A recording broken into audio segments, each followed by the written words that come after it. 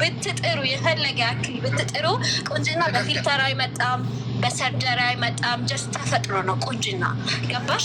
ለትንሽ ሰው ብቻ የሚሰጥ ጥበብ ነው እንጂ ዝም ብለሽ ሁሉም እየተነሳ ቆንጆ ነኝ በጣም ነው የምትቀፉት። እኔ በእናንተ ተቃጠል ሲጀመር አንድ ነገር ልንገርሽ ማለት እኔ እስከኖርኩ እስካሁን እስካለሁበት ሰዓት ድረስ ላይክ ከኔ የበለጠ ሰው አይቼም አላውቅም። ከኔ ዙሪያ ያለም ሰው ያውቀዋል፣ ታይቶ አይታወቅም። ግን ማንም ላይክ እግዚአብሔርን የሽንት ቤት መወልወያ የሚመስሉ ሴቶቹን ላይ የመጡ ወይኔ ቁንጅና ላይክ የራሳቸውን እንደ ቆንጆ ማየት ምናምን። ሲጀምር ወንድ ልጅ ማን ቆንጆ ነው ማን ቆንጆ አይደለም በደንብ አድርጎ ነው የሚያውቀው። ለምሳሌ እኔ የሆነች ሴት ጋር ብቆም ሁለታችሁ ቆንጆ ናችሁ ሳይሆን የተሻለውን ነው የሚያየው። ላይክ ሁልጊዜም ወንድ ልጅ የተሻለ ነገር ነው። ላይክ ወንድ ልጅ እውነት ነው ያውቃል። ቆንጆ ከሆነ ቆንጆ ነው።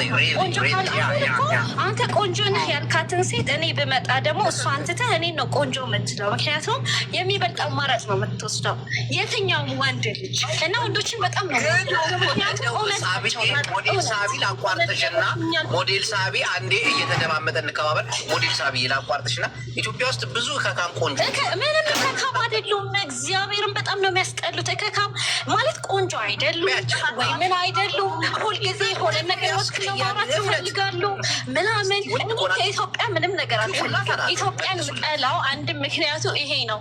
ከኢትዮጵያ ተባሉም ተገዳደሉም በብሔር ተጣሉም አይ ዶንት ኬር። ግን ቆንጅና የሚለው ፖይንት አትንኩት። ባለቤት አለው በቃ ማንም ሰው ቆንጆ አሁን ኢትዮጵያ ውስጥ ቆንጆ አለ ከተባለ 5 ሰው ከ5 አንበልጥም። እርግጠኛ ሆኜ የምነግርህ ማንም ለመጣ ቆንጆ ነኝ ምናምን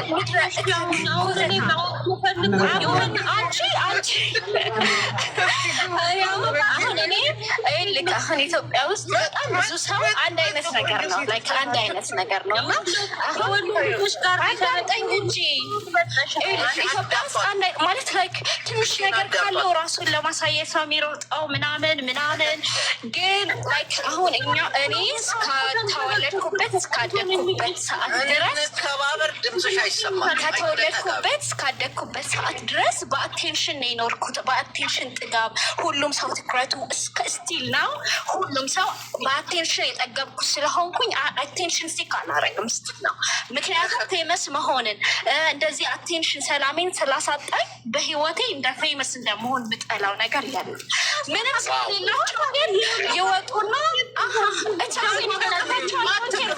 ዜር ቾይስ ግን ቆንጅና